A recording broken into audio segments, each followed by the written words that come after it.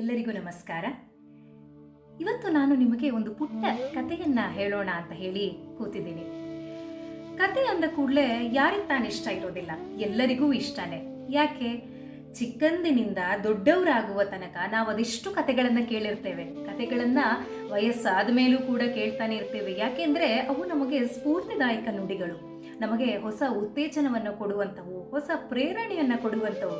ಕನಸುಗಳು ಹುಟ್ಟುವಂಥದ್ದೇ ಕತೆಗಳನ್ನು ಕೇಳ್ತಾ ಕೇಳ್ತಾ. ಯಾಕೆಂದರೆ ಒಂದು ಹೊಸ ಕಲ್ಪನಾ ಲೋಕಕ್ಕೆ ನಮ್ಮನ್ನು ಅದು ಸದಾ ಕರೆದೊಯ್ತಾ ಇರುತ್ತೆ. ಅಂಥದ್ರಲ್ಲಿ ನೀವು ಒಂದು ಸಲ ನಿಮ್ಮ ಮನೆಯಿಂದ ಆಚೆ ರಸ್ತೆಗಿಳಿರಿ, ನೀವು ಕಾಣಸಿಗುವ ಪ್ರತಿಯೊಂದು ವ್ಯಕ್ತಿಯ ಹಿಂದೆಗೂ ಕೂಡ ಒಂದೊಂದು ಕತೆ ಇದ್ದೇ ಇರುತ್ತೆ. ಆ ಕತೆಗಳು ಏನು, ಅವರ ಕತೆಯ ಒಂದು ವಿಸ್ತಾರ ಹೇಗಿದೆ, ಬದುಕು ಇವರದ್ದು ಹೇಗೆ ರೂಪುಗೊಂಡಿದೆ ಅಂತ ನೋಡ್ತಾ ಹೋದರೆ ನಾವು ಅದೆಷ್ಟರ ಮಟ್ಟಿಗೆ ಸುಖಿಗಳು ಅಂತ ನೋಡ್ತಾ ಹೋಗಬಹುದು. ಇದೀಗ ಈ ಇಡೀ ಬೆಂಗಳೂರು ಮಹಾನಗರದಲ್ಲಿ ಒಂದು ಪುಟ್ಟ ಸುಪರ್ಣಾಳ ಕಥೆಯನ್ನ ನಿಮ್ಮ ಮುಂದೆ ಹೇಳ್ತಾ ಹೋಗ್ತೇನೆ.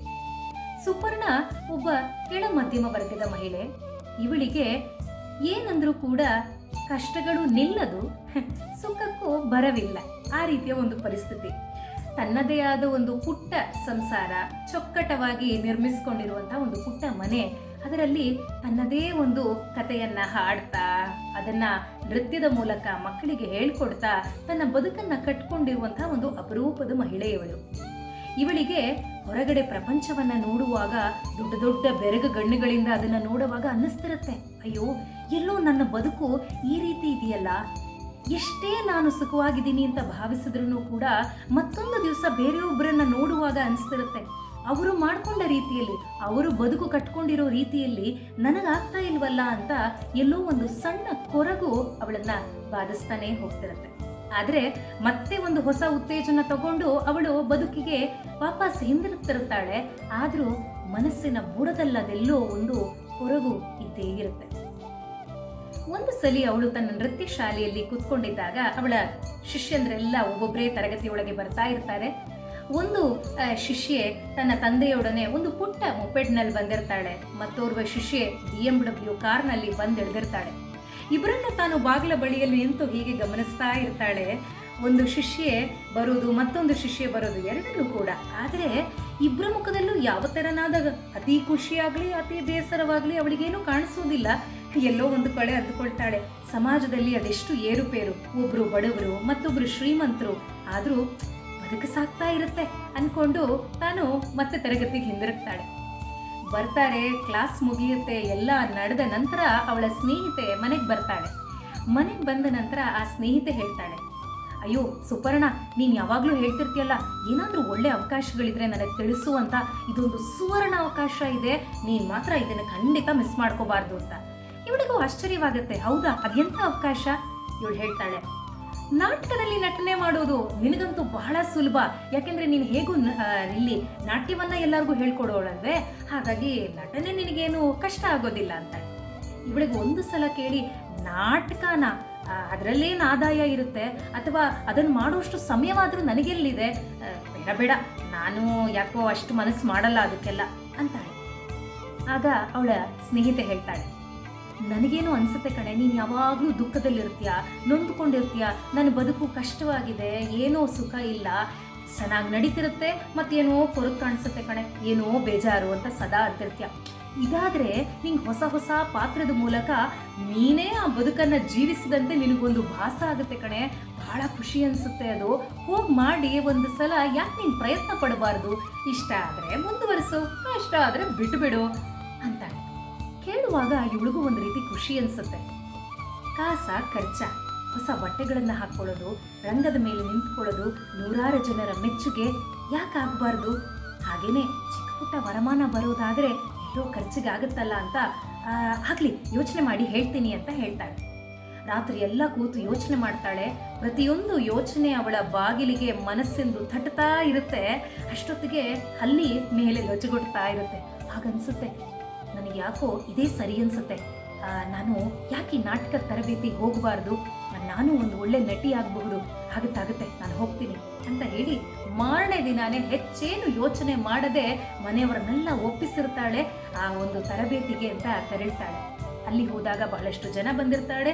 40 ದಿನಗಳ ಕಾಲ ಇವಳ ತರಬೇತಿ ಅದ್ಭುತವಾಗಿ ಸಾಗುತ್ತೆ. ಇವಳೊಬ್ಬ ಅತ್ಯುತ್ತಮ ನಟಿ ಅಂತ ಹೇಳಿ ಮಾರನೇ ದಿನದಿಂದಾನೇ ಇವಳಿಗೆ ನಾಟಕಗಳ ಒಂದು ಶೋ ಶುರುವಾಗ್ತಾ ಹೋಗುತ್ತೆ. ಪ್ರತಿದಿನ ಒಂದೊಂದು ಹೊಸ ಪಾತ್ರ.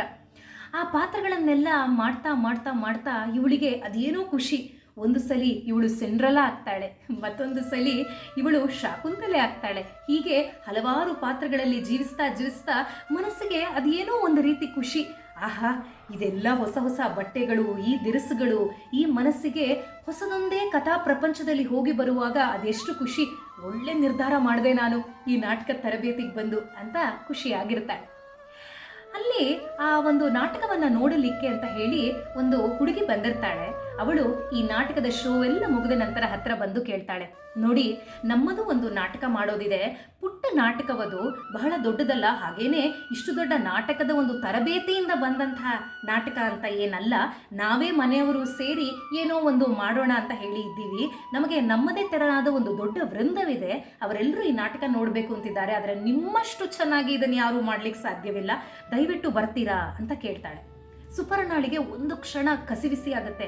ಇದೇನೋ ಈಗ ಒಂದು ನಮಗೆ ಒಂದು ದಿನದ ರುಟೀನ್ ಅಂತ ಹೇಳಿ ಸೆಟ್ ಆಗಿತ್ತು, ನಡೀತಾ ಇತ್ತು, ಇನ್ನಿದೆನ್ನೆಲ್ಲೋ ಹೊಸ ಜಾಗಕ್ಕೆ ಹೋಗೋಕೆ ಶುರು ಮಾಡಿದ್ರೆ ಸಮಯವೆಲ್ಲಿಂದ ಓದಿಸ್ಲಿ, ಮನೆಯಲ್ಲಿ ಇನ್ನೇನು ಅಂದಾರೋ ಏನೋ ಅಂತ ಒಂದು ಸಲ ಅವಳಿಗೆ ಯೋಚನೆ ಆಗೋದು ಸಹಜವೇ.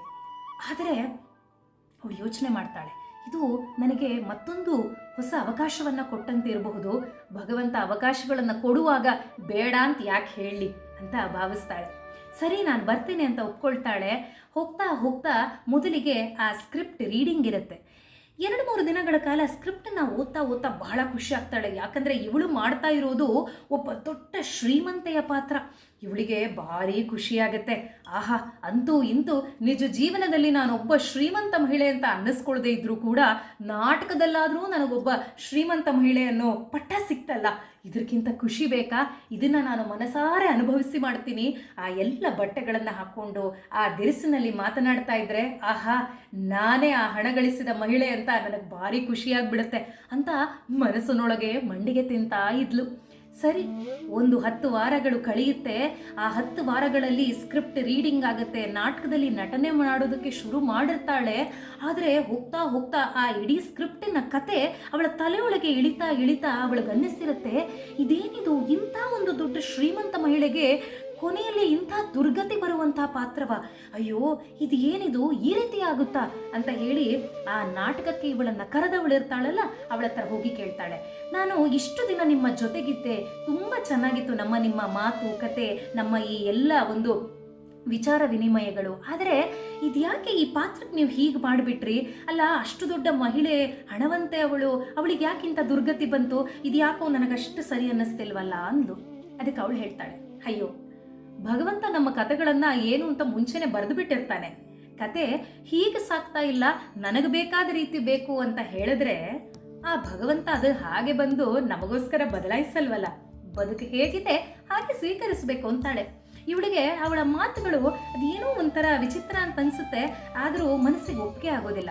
ನಾಟಕಗಳು ಬಹಳ ಯಶಸ್ವಿ ಪ್ರದರ್ಶನಗಳನ್ನು ಕಾಣ್ತಾನೇ ಇರುತ್ತೆ. ಆವಾಗ ಇವಳಿಗೆಲ್ಲೋ ಒಂದು ಕಡೆ ಬೇಸರ.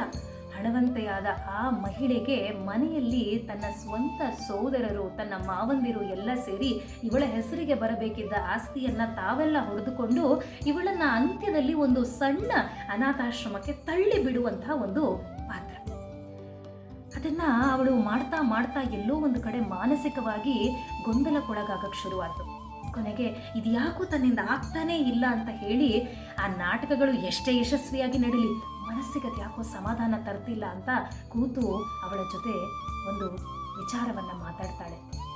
ಯಾಕೋ ನನಗೆ ಸರಿ ಅನ್ನಿಸ್ತಿಲ್ಲ, ಇಲ್ಲಿಗೆ ಈ ಶೋಸ್ನ ನಿಲ್ಲಿಸ್ಬಿಡೋಣ, ನನಗೆ ಯಾಕೋ ಮನಸ್ಸಿಗೆ ಒಪ್ತಾ ಇಲ್ಲ ಅಂತ.